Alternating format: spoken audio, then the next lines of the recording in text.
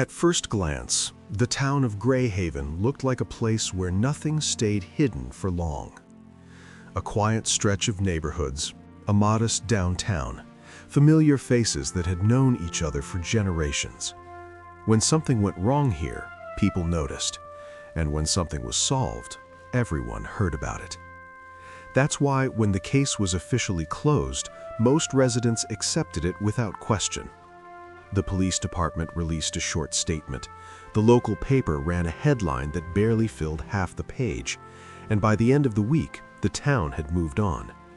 Or at least it pretended to. Because beneath the surface, there were officers who didn't sleep well anymore, detectives who reread reports late at night, and a growing sense that something about this investigation had never fully settled. It began on a cold autumn morning when a call came in just after sunrise. A vehicle had been found abandoned near the edge of town. No signs of a struggle, no witnesses, just silence, and questions that no one could immediately answer. What followed was a methodical investigation. Evidence was collected, statements were taken, timelines were constructed. Every step appeared solid, logical, responsible. Yet, from the very beginning, something felt off. One detective later described it as a quiet wrongness. Nothing obvious, no single mistake, just small details that didn't quite align the way they should have. Still, pressure mounted. The town wanted answers, leadership wanted resolution, and within months, the department presented its conclusion. Case closed. But closure is not the same as truth. Years later, one investigator would admit that the decision to stop digging wasn't based on certainty. It was based on exhaustion, on limited resources, on the belief that continuing would only reopen wounds the town wasn't ready to face. And so the file was archived, evidence boxed, notes filed away. Yet some cases don't stay buried. They linger in quiet conversations, in unanswered questions, and in the minds of the people who were closest to the truth. This was one of them, because long after the town moved on, the case refused to. Every investigation begins with assumptions, not careless ones, but necessary ones. When detectives arrived at the scene, they did what they had been trained to do. They established a perimeter. They documented everything visible. They followed procedure. And at first, the facts seemed cooperative. No obvious signs of violence, no immediate threat to the public, no reason to believe the situation was anything more than an unfortunate but explainable event. The working theory came together quickly. Too quickly, some would later argue. Witnesses were interviewed, their statements lined up well enough. The timeline appeared intact. Small inconsistencies were chalked up to stress or faulty memory. It was all reasonable. And reason can be dangerous when it replaces curiosity. One junior investigator noticed something odd in the initial evidence logs, a detail that didn't contradict the theory, but didn't support it either. He mentioned it during a briefing. The room went quiet for a moment. Then the conversation moved on. No one dismissed him outright, but no one followed up either. Because once an investigation gains momentum in one direction, turning back feels unnecessary, even disruptive. The department was under pressure to reassure the community. The town council wanted calm. The media wanted closure. And so the theory hardened into fact. Reports were written to support it. Interviews were framed around it. Alternative explanations slowly disappeared from discussion. Years later, that same investigator would say the most dangerous moment in the case wasn't when something went wrong. It was when everything seemed to go right. Because that's when questions stop being asked. There was one detail that refused to disappear. It appeared in the margins of reports, in handwritten notes, in a few witness statements that were never emphasized. It wasn't dramatic, it wasn't shocking, it was simply inconvenient. The kind of detail that doesn't break a case open, but doesn't let it close cleanly either. A location that didn't make sense, a timing discrepancy that required assumptions to explain away, a behavior that didn't match what investigators expected. Each time it surfaced, someone found a reason to move past it. Too minor, too speculative, not worth reopening settled conclusions. But evidence doesn't care about convenience. Years later, when the case was revisited, this detail would become impossible to ignore. Not because it proved everything wrong, but because it proved something important had been missed. At the time, though, it remained buried, overshadowed by the comfort of closure. The file was sealed, the town exhaled, and the case entered history as resolved. Except it wasn't. It was paused, waiting. Time has a way of softening details. Memories blur, reports gather dust, and cases, especially closed ones, fade into the background of daily life. But this case never fully disappeared. For some officers, it resurfaced in quiet moments, in the pause after reading a new case file, in the instinctive feeling that something familiar didn't sit right. For the community, it lingered differently. Every anniversary brought subtle tension. Conversations would trail off when the case was mentioned. Some residents avoided the subject altogether, while others asked the same questions again and again. Why did the timeline feel rushed? Why were certain witnesses never re-interviewed? Why did the official explanation require so many assumptions? These weren't accusations, they were doubts. And doubts don't disappear just because a file is closed. Inside the department, the case became one of those unspoken references, never discussed openly, but never forgotten either. New detectives heard about it indirectly, a name mentioned in passing, a raised eyebrow during training sessions. This one was complicated, they were told. That was the polite version. The truth was simpler and more unsettling. No one could say with certainty that everything had been fully understood. Years passed, leadership changed, technology advanced, and slowly, quietly, the conditions that had once forced the case closed began to loosen. What had been impossible before was now merely difficult. The decision to revisit the case wasn't dramatic. There was no press conference, no announcement. It started with a simple request. A senior investigator, new to the department but experienced enough to recognize patterns, asked to review older case files as part of a procedural audit. The request was routine. The result was not. As the boxes were reopened, something became immediately clear. The investigation had been thorough but narrow. Evidence had been collected responsibly. Reports were detailed. Interviews were properly documented. But everything had been filtered through a single assumption. Once that assumption was questioned, the entire case looked different. Timelines that once appeared solid began to shift. Statements that had seemed supportive now raised new questions when read without bias. And that overlooked detail, the one dismissed years earlier, stood out immediately. Not as proof of error, but as proof of incompleteness. The investigator flagged it quietly, then began cross-referencing it with modern data tools that simply hadn't existed at the time of the original investigation. Patterns emerged. Not dramatic ones, not cinematic revelations, but consistent ones. And consistency is where truth usually lives. When the case was first investigated, technology was limited. Records were physical, analysis was manual. Cross-referencing depended largely on memory and experience. Now, things were different. Digital reconstruction tools allowed timelines to be rebuilt minute by minute. Archived data could be searched instantly. Minor inconsistencies, once invisible, became obvious when placed side by side. What investigators found wasn't a smoking gun, it was something more powerful: clarity. Certain events could no longer occur in the order they had been officially recorded. Certain movements didn't align with the assumed sequence, and one witness statement, long considered unimportant, suddenly gained weight.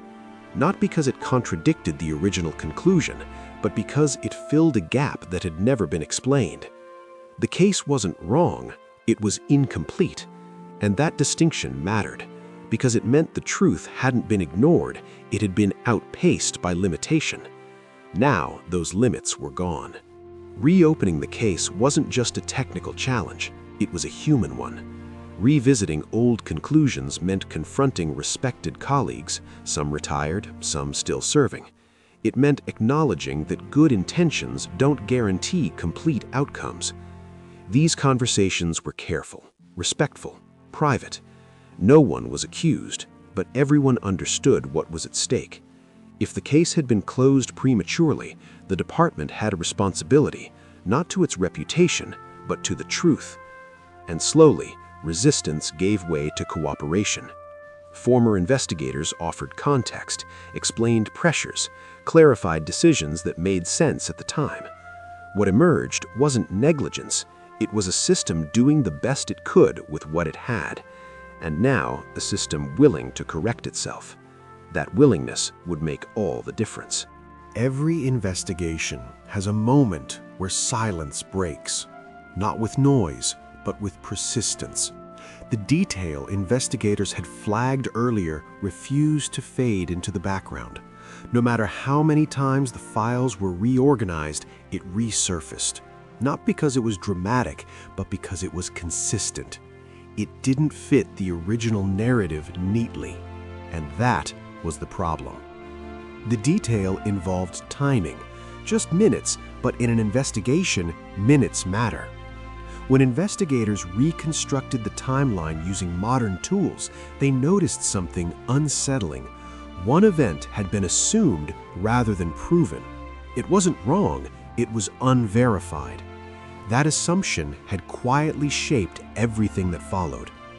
Once removed, the sequence of events rearranged itself, and suddenly what once seemed unlikely became possible. This wasn't a revelation that overturned the case in one blow. It was subtler, more dangerous. It suggested the truth had been standing just out of focus for years, waiting. Some witnesses had moved away, some had aged, some believed the case was long behind them. When investigators began reaching out again, reactions varied: surprise, hesitation, relief, and in a few cases, regret. Time changes perspective. People remember details differently when the pressure is gone, when loyalty fades, when fear no longer dominates the room. One witness admitted something small, not a lie, but an omission. At the time it seemed unimportant. Now, placed alongside updated evidence, it mattered. Another witness clarified a detail that had been misunderstood, not intentionally, but because no one had asked the right follow-up question. The investigation hadn't failed because people were dishonest. It failed because it stopped asking questions too soon. This time, investigators listened differently. They weren't searching for a specific outcome. They were letting the truth reveal itself. News travels fast in small towns, even when no one is talking. Someone saw unfamiliar investigators entering the station. Someone noticed records being requested again. Someone overheard a conversation that felt familiar. The questions returned, not as rumors, but as cautious curiosity. Was the case being reopened? Had something been missed? Was the official story about to change? The department said nothing publicly, and that silence spoke volumes. For families connected to the case, the quiet was unbearable. Hope returned cautiously, wrapped in fear of disappointment. They had lived with uncertainty before. They didn't want false hope now. Inside the department, pressure mounted, not from media, but from responsibility. If the case moved forward, it had to be right. No shortcuts, no assumptions, no second chances for error. The final shift didn't come from a single discovery. It came from connection. Investigators laid everything out again from the beginning, not chronologically, but relationally. Who spoke to whom? Who knew what and when? What information existed but never intersected? Patterns emerged, not patterns of guilt, patterns of oversight. One record led to another. A forgotten report aligned with a witness clarification. A timeline gap suddenly had context. And then it happened. A theory formed that didn't rely on assumptions. It explained everything without forcing anything. For the first time, the case made sense. Not emotionally, logically. That was when investigators knew they were close. A theory means nothing until it survives pressure. Investigators didn't celebrate when the case finally made sense. They did the opposite. They tried to break it. Every assumption was challenged, every conclusion questioned, every link re-examined as if it were fragile. They asked themselves the hardest question: if this theory is wrong, where does it fail? They tested timelines again, this time independently. They verified records with external agencies. They ran the scenario against everything that had once contradicted it. And it didn't collapse. Instead, it held. What once looked like loose ends now aligned naturally. Conflicting witness accounts suddenly fit when viewed through the corrected timeline. Actions that once seemed suspicious now made sense or pointed clearly elsewhere. This wasn't luck, it was precision. And for the first time in decades, investigators felt something unfamiliar with this case: confidence. Confirmation rarely arrives dramatically. There was no sudden confession, no breaking news alert, no sirens.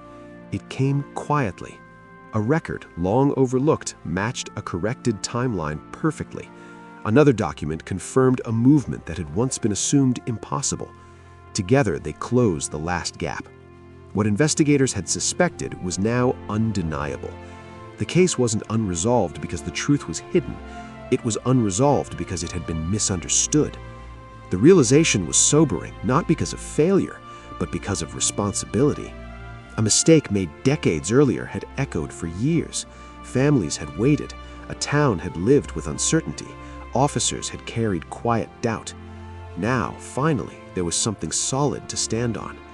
The truth wasn't dramatic, it was accurate, and that made all the difference. Delivering answers is harder than finding them. Investigators didn't rush to speak publicly. Their first responsibility wasn't headlines, it was people.